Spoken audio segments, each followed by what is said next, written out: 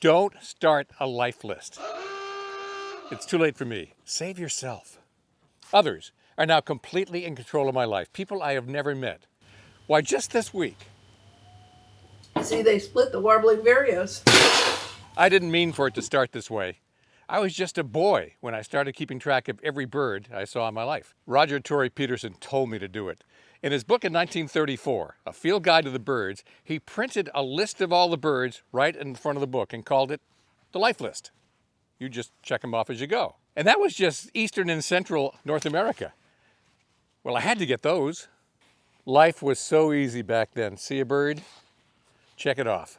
The list was permanent, immutable, unchanging. Then everything changed. For instance, what's a bird? Back then, this was a solitary vireo. But in 1997, it was split into 3 species. The solitary vireo in the east became the blue-headed vireo. In the west, it became either the Cassins or the plumbeous vireo. I didn't get the plumbeous vireo until 2001 in Washington State. I didn't get Cassin's vireo until 2017 in South Dakota. And then last year in Arizona, I got Cassin's vireo in this tree, plumbeous vireo in this tree, so I can compare. And you know, they do sound a little bit different from each other. So who is deciding what's a bird?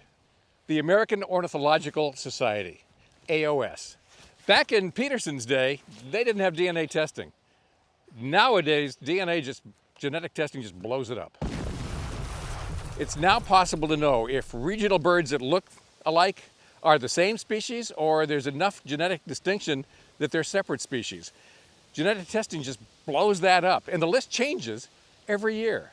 Every freaking year. So this summer, I added a new bird to my life list without ever leaving the couch. The American Ornithological Society, AOS, determined that warbling vireos in the east are distinctly different from the ones in the west genetically, even though they look and sound alike. And so they split them into 2 different species.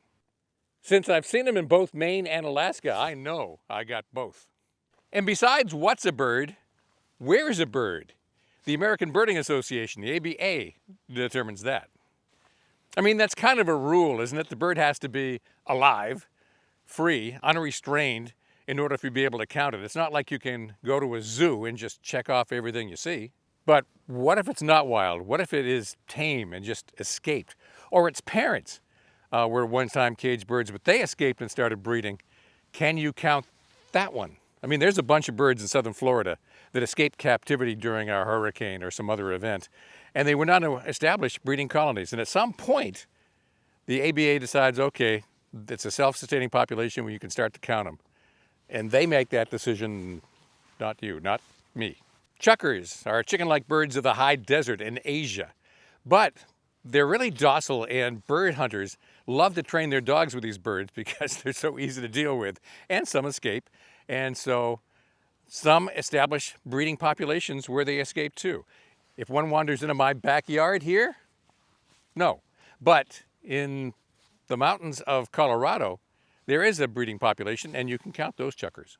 Coal Canyon, Colorado, April 24th, 2014. That was my life for chukar because they are established there, and it's on my life list because somebody else determined I could do it. And the fact that I know that is my 573rd life bird shows you just how compulsive and obsessive this whole life list pursuit is. Thank you, Roger Tory. And that's another thing.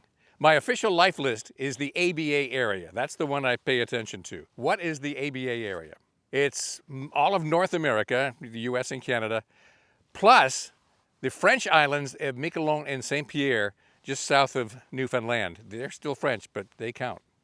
And the adjacent waters to 200 miles out to sea, or if you're bordering another country, the halfway point between the 2 countries. So you can get a lifer way offshore. And that's one of the reasons you find me on a boat a lot. Bar Harbor Whale Watch I talk about a lot. Bar Harbor Whale Watch. I own this boat. It gets worse. Who keeps your list? It was easy when I was just checking them off in the Peterson guide. Later, whatever guidebook I was using, I just put notes in the margin about when I'd seen it, date and all. And later I kept it on a spreadsheet. That was easy. And then I completely gave up control of my life. I started using eBird. the free downloadable app from Cornell Lab of Ornithology. It was so seductive. eBird just keeps track of everything for you. You enter a list, it keeps track of names, even when they change. When new birds are added, it will keep track of everything for you. eBird also judges you. About 10 years ago, got a Corey shearwater, my lifer, off the Bar Harbor Whale Watch boat next to Acadia National Park. Corey shearwater has nested along the coast of Africa and, let's say, Portugal, and into the Mediterranean.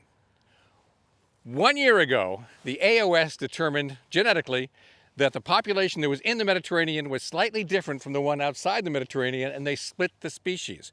Corey's out in the Atlantic, and in the Mediterranean, it was now Scopely shearwater.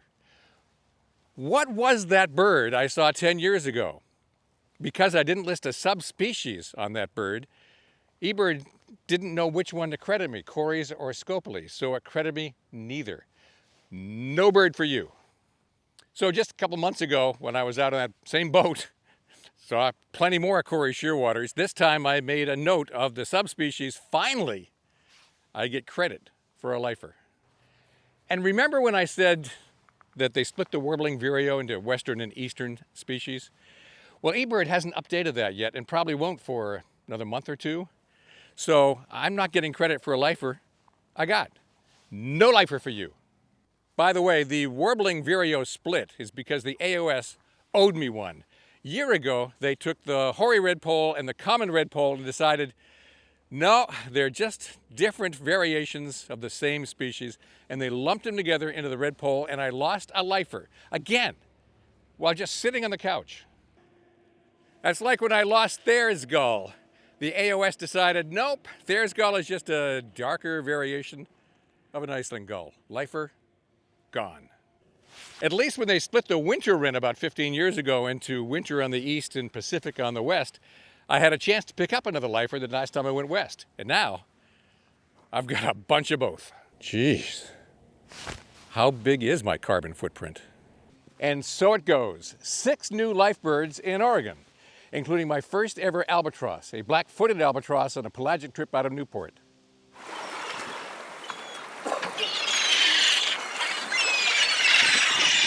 They were everywhere 50 miles offshore. 30 new birds in Arizona last year.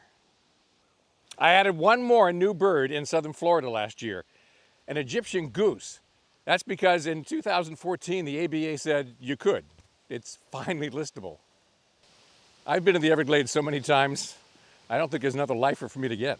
And that's the problem. For every new life bird you get, the next one gets harder, until sooner or later you just run out of possibilities. At some point, the last bird you got is the last bird you get. A life list has the ultimate deadline. I'd like to get to 700, but I'm going to have to either bird more or live longer. Typical.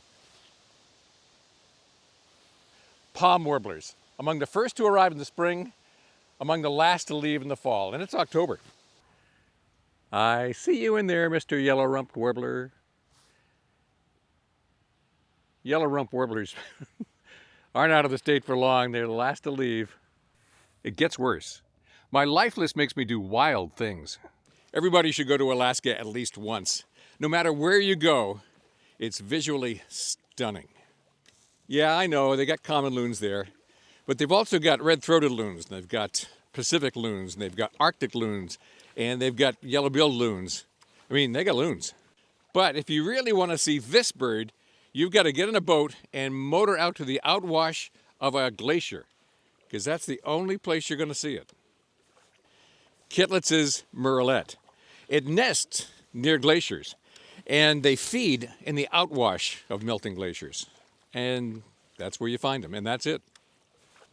So if you want to see one, you have to get on a boat in Seward, Alaska, and motor over to Kenai Fjords National Park. I got on this boat for an all-day trip out to the bays there, and oh my God, best boat trip in my life.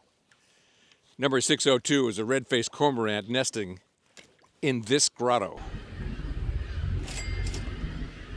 By the way, this was Alaska Seabird Charters with Captain John Maniscalco. unbelievably good trip.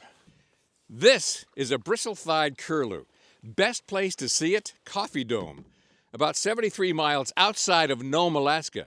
And Nome is a place you can only get to by plane or dog sled. And I don't recommend the latter. Life bird number 606. I don't know what was going on with you and your buddies last night, but at 3 in the morning, could you just keep it a little quieter? It gets worse. I hold grudges against birds now. For 30 years, I tried to get a mangrove cuckoo in southern Florida, and I just dipped every time I tried. My #1 nemesis for 3 decades. Finally, about 15 years ago, I got one. It's the only one I've ever gotten, but boy, did I hold that grudge for a long time. I've got a big grudge against boreal owls. I've tried in Colorado, I've tried in Alaska, I've tried in northern Minnesota, and I still have not gotten a boreal owl. It's my #1 grudge bird now. There's been a boreal owl festival in Tadoussac, Quebec, and I've been to that. And the night I was there, they got a lot of northern saw-whet owls, and not a single boreal owl. It's still my #1 grudge bird. So here I am holding grudges against birds instead of counting my blessings. It could be worse. I've got over 1,000 world birds. I've got 331 birds on my main list in my home state. That puts me at 71st place. I don't really chase. I don't do big years. I'm content with what I'm doing, even if it is obsessive compulsive. So I went to Arizona last year, got 30 birds, but I missed Montezuma quail. I heard it, didn't see it, didn't count it.